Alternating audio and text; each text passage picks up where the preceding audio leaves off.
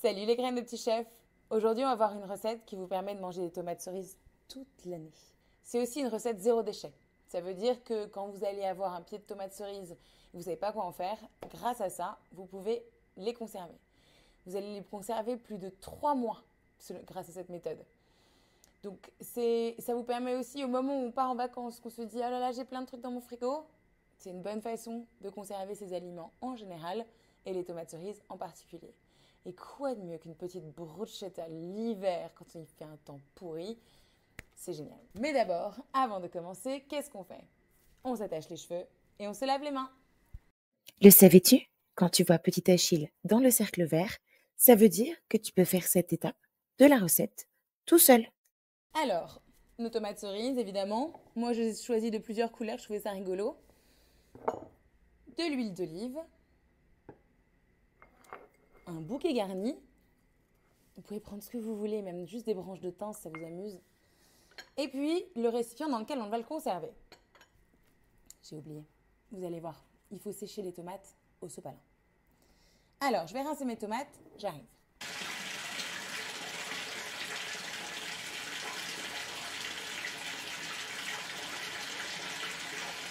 Les tomates sont rincées et maintenant, il faut les sécher avec le sopalin. On les pose dessus, on les roule un petit peu, c'est important qu'elles soient sèches. Pendant que je fais ça, je vais vous montrer aussi cet outil, c'est-à-dire que c'est ça qu'on va remplir. Donc, idéalement, il faut mettre de l'eau bouillante dedans et le laisser sécher à l'envers. Donc moi, je vais aller faire ça, mais c'est important parce que ça permet de le stériliser. En tout cas, bien le laver avec une éponge, avec du liquide vaisselle, ça marche aussi. Je m'occupe de ça. C'est une bonne idée de le sécher aussi au sopalin à l'intérieur.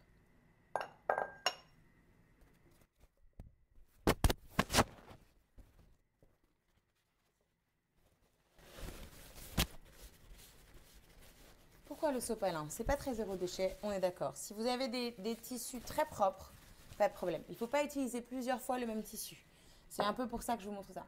C'est important que le tissu soit propre et qu'on voilà, qu'on le réutilise pas, qu'on ne se soit pas séché les mains avec, qu'il vraiment été là seulement pour sécher l'eau. On est bon.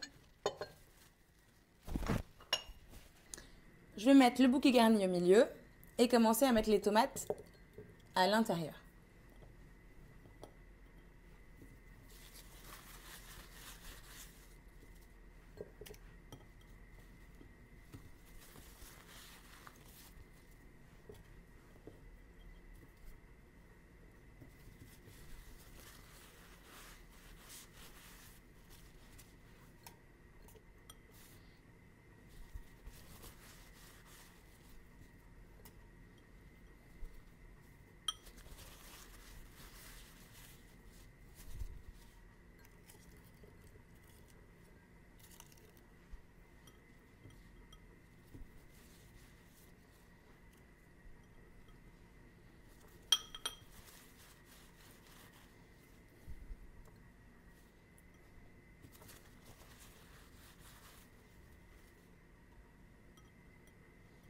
Très important, ne mettez surtout pas les tomates abîmées.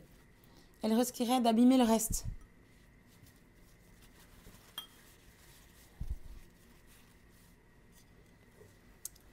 C'est pas joli ça? Le petit bouquet garni qui est dedans, les tomates. S'il vous en reste, on fait un autre pot, c'est pas un problème. Et maintenant, je vais verser l'huile. L'idée, c'est qu'il y en ait partout, sur toutes les tomates et même au-dessus.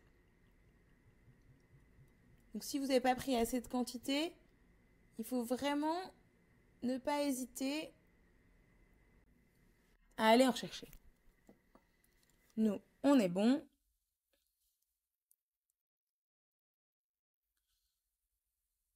Tout le monde est immergé. Hop. Et maintenant, on va fermer. On peut pousser un peu.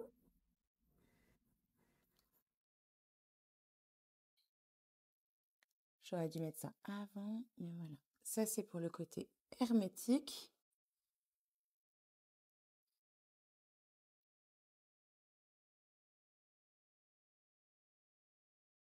avec ces petits clous-là. On